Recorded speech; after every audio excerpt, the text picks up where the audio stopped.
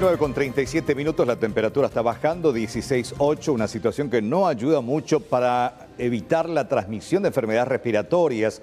Y hablando de esto, la gran preocupación, Departamento Central, Asunción, hoy salió el decreto de la extensión de la cuarentena en la fase 3 hasta el 30 de agosto. Y veíamos el fin de semana y nos preocupamos mucho ayer a través de los distintos servicios informativos lo que pasaba concretamente en Areguá. Primero fue aquella jornada de la Feria y la Frutilla, hoy como si nada, en pleno centro, frente a la iglesia, la gente pulula por la zona sin ningún tipo de cuidados. Bueno, hay mucha preocupación en el Departamento Central y lo tenemos y agradecemos su tiempo al doctor Roque Silva, director de la 11ª Región Sanitaria. A ver cómo tomaron ellos y cómo está la situación en Central. Doctor, ¿cómo le va? Muy buenas noches, bienvenido. Buenas noches, Carlos. Buenas noches, Mercedes. Un placer compartir con usted esta noche. Bueno, vio las imágenes realmente muy preocupantes y alarmantes porque evidentemente no hay temor, la gente no toma las medidas sanitarias correspondientes, distanciamiento, tapaboca, lavado de manos, ni qué decir. Y esto puede tener repercusiones muy graves en los próximos días, doctor. Así mismo es, Carlos. Realmente, cuando me pasaron el video en horas de la tarde, tardecita ya, justamente estaba en línea con el presidente de la Junta Municipal de Areguá y le pasé el video y le dije, concejal, Areguá está en emergencia sanitaria. Le dije, ¿cómo es que esto puede ocurrir, verdad? Encima, a metros de la comisaría local. Sí. O sea, quiere decir que ese relajo ya llegó también a las autoridades que tienen que controlar. Por eso me llamó de sobremanera y aplaudo lo que dijo Euclides de que iban a endurecer las medidas y debemos endurecer, porque si nosotros seguimos a este ritmo, imagínate ayer, primer día de la extensión de la fase 3 de la cuarentena, 130 casos en Central, 7 fallecimientos, de los cuales 3 estuvieron en el Departamento Central, 2 en el Hospital Nacional, 1 en el IPS Ingavi, 1 en el INERAN. Y bueno, yo creo que tenemos que de una buena vez por toda esa gente que no está tomando conciencia, esa gente que cree que esto no le va a alcanzar, que por favor tome las medidas. Necesitamos, escuchaba atentamente el informe de lo que decía la OMS, y es cierto, no tenemos que relajarnos.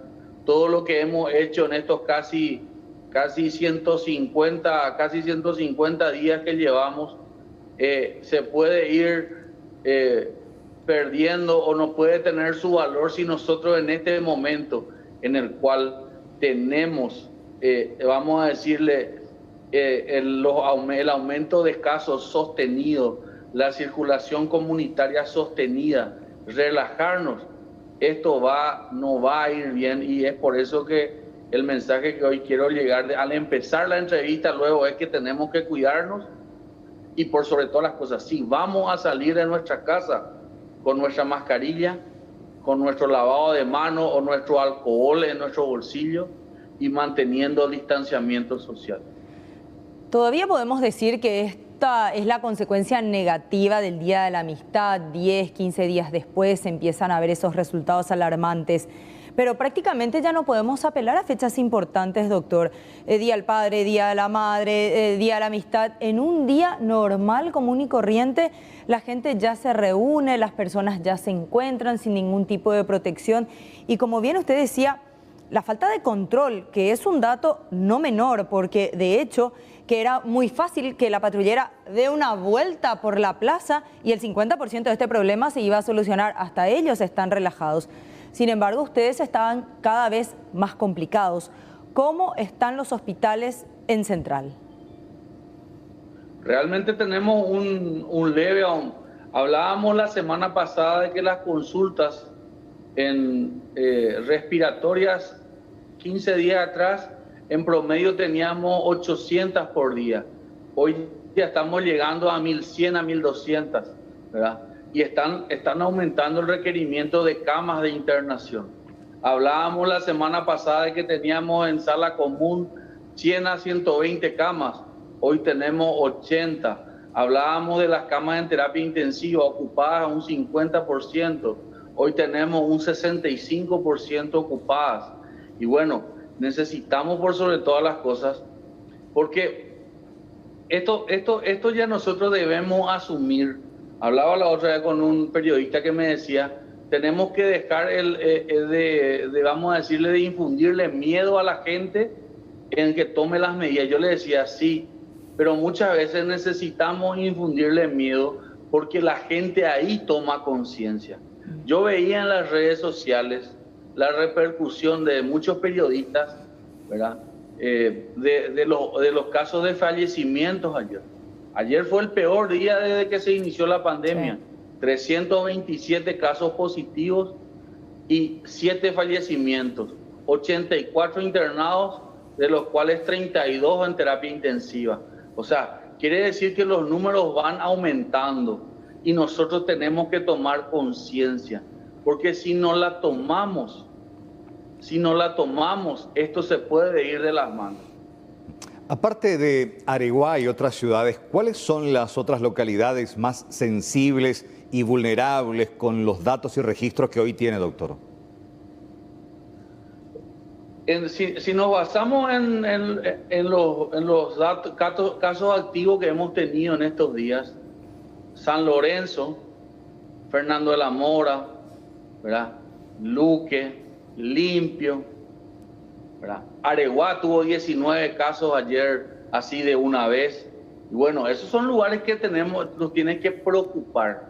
¿Por qué? Porque hablamos de que ya existe una circulación viral sostenida del virus. O sea, hoy el riesgo ya no está en un estrato. O sea, hablábamos siempre de la parte social. Hoy el riesgo está en lo social, hoy el riesgo está en lo laboral. Y es por eso que tenemos, y escuchaba atentamente que decían, puede disminuir 100 muertes si usamos las mascarillas todo el tiempo. Y bueno, ¿qué nos cuesta usar esa mascarilla? ¿Qué nos cuesta no compartir ese mate, ese tereré? ¿Qué nos cuesta compartir el hecho de la gente se reúna a consumir bebidas alcohólicas y sigue tomando como si fuera que la pandemia sigue estando en China? Hoy ya tenemos familias enlutadas por estas muertes. 82 compatriotas, muchos de ellos jóvenes, muchos de ellos sin patologías de base, ¿verdad? Y hoy nos dejan. Es un momento en que nosotros tenemos, hoy ya no podemos decir el virus ataca solamente al adulto mayor. El virus ya ataca a todos.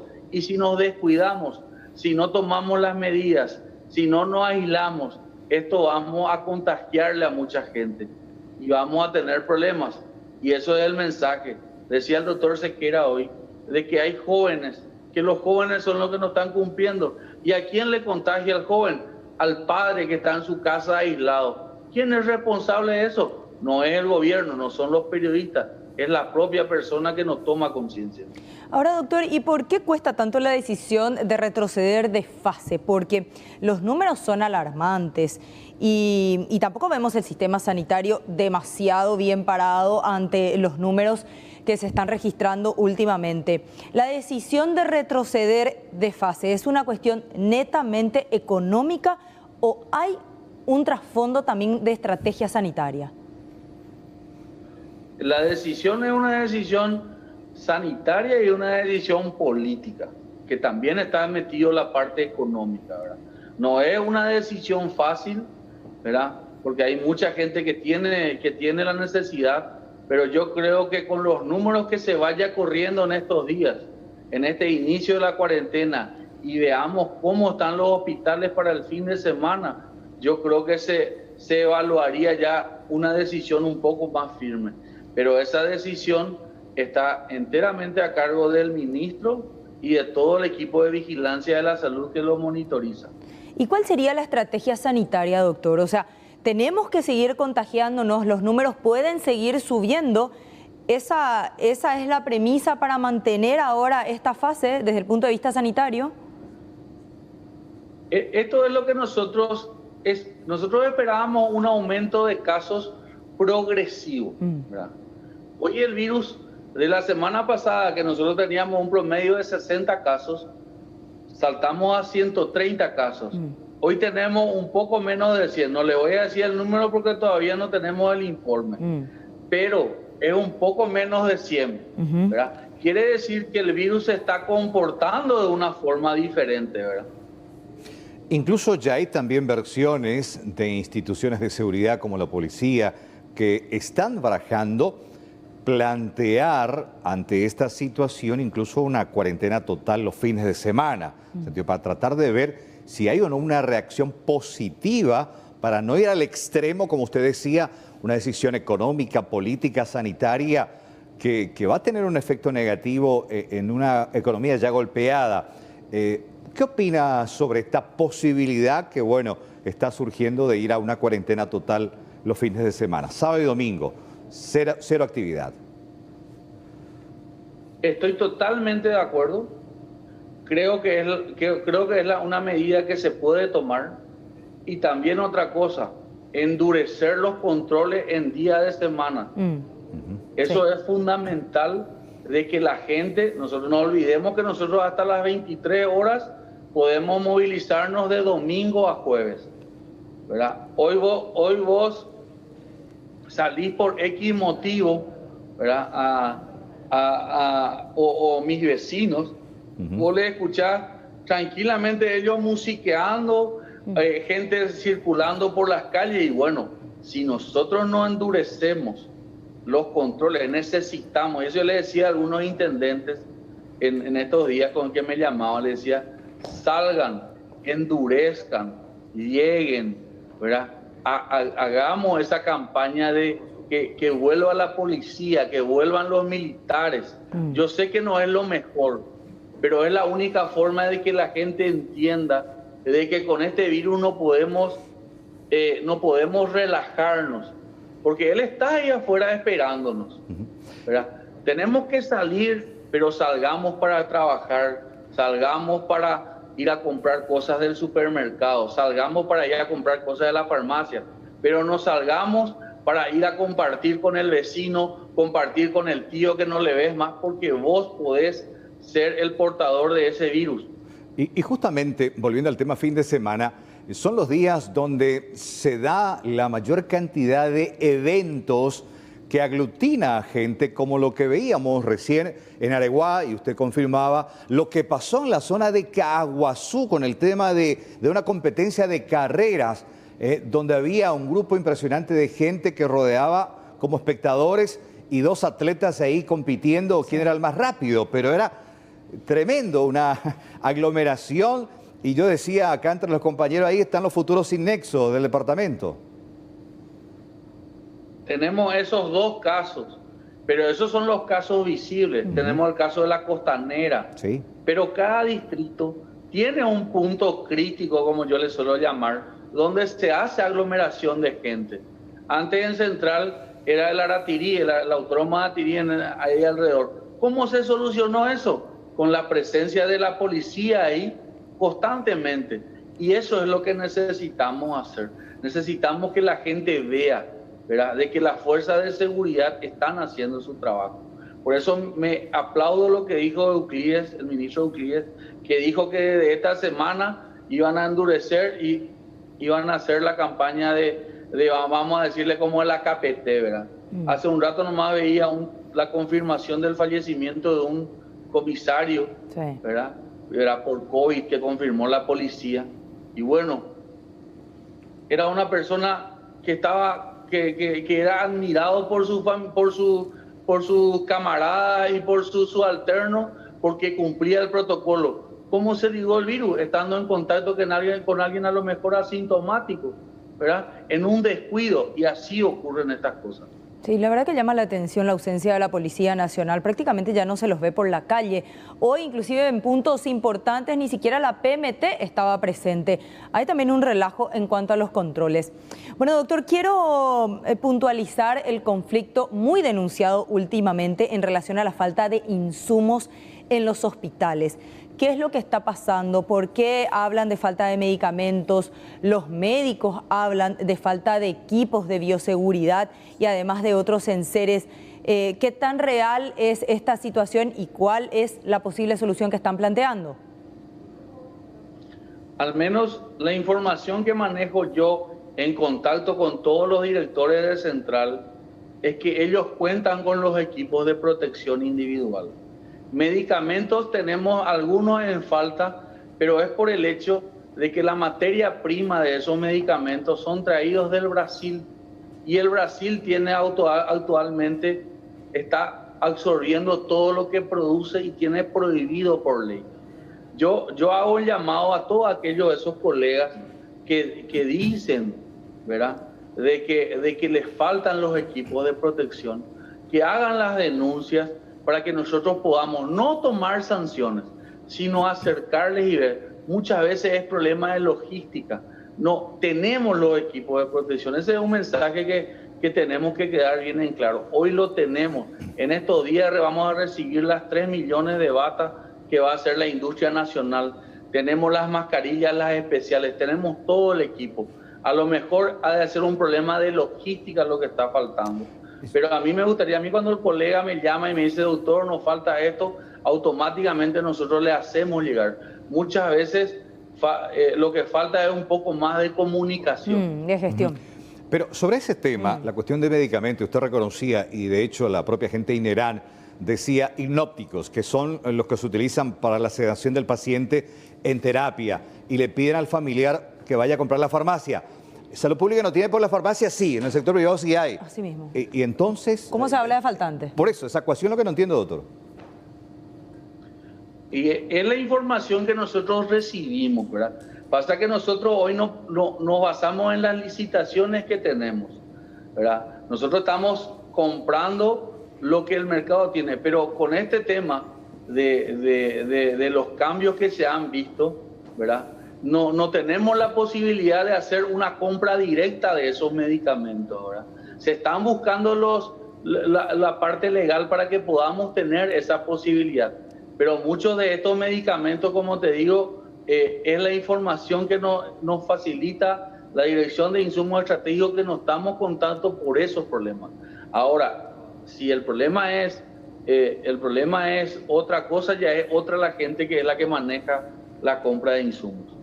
¿Y cómo lidia usted, doctor, como director, con el conflicto que presentan sus colegas en relación al reclamo que tienen del pago de gratificaciones, de bonificaciones, todo aquello que en algún momento y cuando esta situación todavía se avecinaba, no era confirmada la gravedad, se les prometió y ahora no se les está cumpliendo?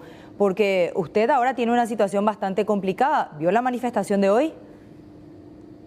Sí vi. Pero hay que tener una cosa muy en cuenta.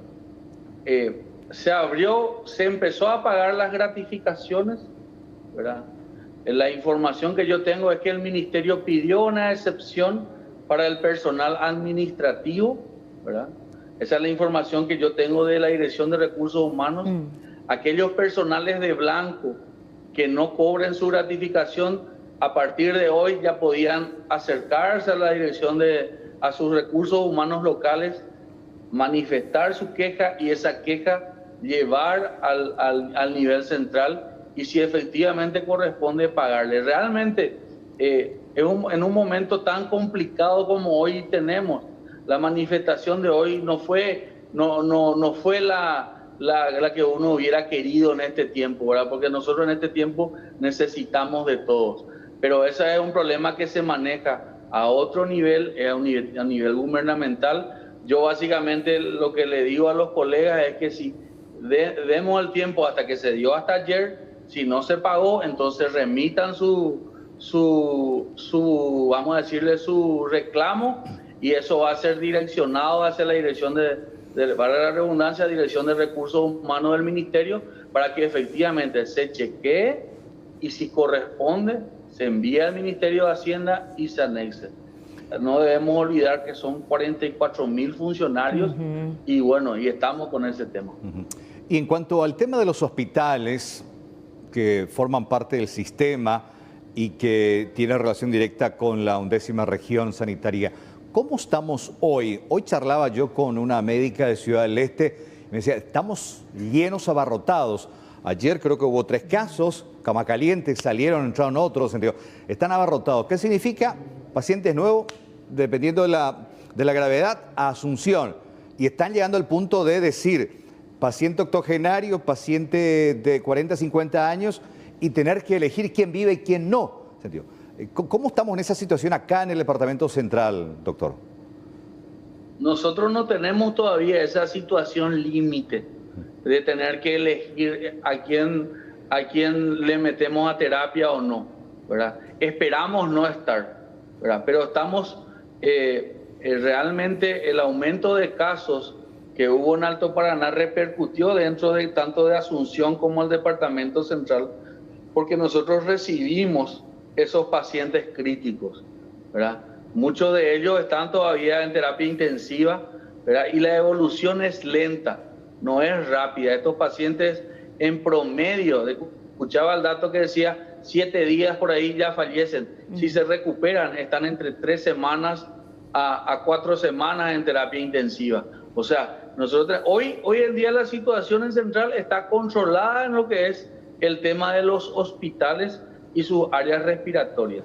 Pero con este aumento de casos y que estos casos requieran internación, ahí vamos a empezar a ver realmente, a vernos en figurillas, pero por eso es que necesitamos que la gente se cuide. Sin embargo, doctor, ya recibimos algunas denuncias, no denuncias, pero pedidos específicos de camas de terapia, de familiares de pacientes con otras patologías que hasta ahora no están consiguiendo, porque obviamente hay muchas camas que están teniendo la prioridad de pacientes COVID. Eso sí está pasando. Básicamente lo que está viendo es que no todo es COVID. Claro. No toda la necesidad de terapia es COVID, ¿verdad? Pero en las áreas respiratorias que nosotros tenemos, ¿verdad? En esas áreas respiratorias no podemos meter otro tipo de paciente que no sea respiratorio, porque corremos el riesgo de contagiarlo a ese paciente. O sea, antes que ayudarlo, de complicarlo, ¿verdad? Deberíamos analizar cada caso en particular, cuáles son las patologías por el cual se solicitan las camas en terapia intensiva. O sea, no te puedo decir si es justificado o no, porque no conozco Qué duro eso, doctor. Los casos que a mí me llegan, y me imagino, los casos que a mí me llegan, nosotros lo direccionamos y le conseguimos los lugares en base al protocolo que tenemos de derivaciones, tanto en el sector privado como en otros hospitales, porque tenemos que entender de que hay otras terapias en el país, no solamente en el Departamento Central ni Asunción. Si el paciente amerita y tenemos lugar en Misiones, o tenemos lugar en Caguazú, o tenemos lugar en Encarnación, se le derivan a los pacientes. O sea, hacemos ese trabajo. Muchas veces necesitamos nomás analizar cuál es la patología que tiene el paciente y de acuerdo a eso ver a qué hospital remitirlo. Usted maneja estadísticas, doctor, porque le quiero hacer la siguiente pregunta. Del total de casos, pacientes COVID intubados, ¿qué porcentaje sobrevive? 9 de 10. 9 de 10 pacientes fallecen. Esa es la estadística mundial. 9 significa de que cada 10 pacientes. Solo el 10% sobrevive. Solamente el 10% sobrevive. Una vez que te intuban, lo más probable es que no sobrevivas. Así mismo, eso es la estadística mundial. Le escuchaba al doctor Sequera hoy con esas estadísticas, pero días anteriores el viceministro, el doctor Portillo, hablaba de 7 de 10. En la estadística que nosotros tenemos, que vemos los pacientes del Hospital Nacional, está de cada 10, 8 fallecen. ¿Y a nivel país no tiene datos? Y está entre 8 o 9 pacientes. Altísimo. Carlos. Altísimo. Altamente, más todavía porque los que entran en terapia, muchos de ellos ya tienen patologías de base. O sea, ya son personas de edad con patología. Y hay un dato muy importante que hay que tener en cuenta. Muchos de los pacientes jóvenes que se complican son porque son fumadores y fueron fumadores desde muy joven. ¿Y por qué ya no se comparte en el informe cuál es la patología de base de las personas fallecidas, doctor? Sobre todo para aquellos grupos de riesgo, ¿verdad? Que estén más atentos. Creo que en uno de las situaciones cuando se compartió, creo que hubo un problema de que no se quería más, creo que hubo un problema de esos en que no se quería que se dé los datos del paciente, porque muchas veces inclusive algunos tweets yo veía inclusive nombres de pacientes, ¿verdad? Y entonces se decidió en ese momento no quitar no dar la patología del paciente, solamente la edad y bueno, de dónde proviene ese paciente, ¿verdad? Creo que es por un tema más comunicacional y también judicial, ¿verdad? Porque necesitamos preservar la identidad de esos fallecidos. Creo que fue en el caso del antecedentes de adicción a las drogas. Sí, fue un tema muy sensible, realmente, muy criticado. Que creó un problema, que la familia reclamó, o creo que fue un debate de por qué había esa necesidad de exponerlo así y todo eso, ¿verdad? Pero particularmente... También se entiende el punto, ¿verdad? Sí, se entiende, o sea, pero por sobre todas las cosas, lo importante en medio de esa tristeza es entender de que el COVID se está llevando la vida de diferentes grupos etarios, no solamente de los adultos mayores, se está llevando la vida de jóvenes. Bueno, doctor, te agradecemos por tu tiempo, por estos datos que son realmente cada vez más preocupantes y ojalá lleven un poco de conciencia a las personas que están realizando actividades que no son necesarias y se están exponiendo de manera completamente irresponsable. Así es, Mercedes. Carlos, por sobre todas las cosas, un mensaje a la ciudadanía. Si vas a salir de tu casa con tu tapabocas, el lavado de manos constante o con tu alcoholcito para que te desinfectes y el distanciamiento social. Que si esperamos todos juntos, el COVID no se va a llevar la cantidad de vidas que dicen los estudios que hablan de que vamos a tener 300 o 400 para diciembre. Si nos ayudamos entre todos, eso no va a ser, pero para eso necesitamos que la gente se preocupe y se ocupe de cuidarse. Gracias, doctor Roque Silva. Un abrazo. Buenas noches. Dale, Carlos. Gracias a vos. Gracias. ¿Hacemos una breve pausa? Exactamente. A la vuelta compartimos más información aquí en 24 horas.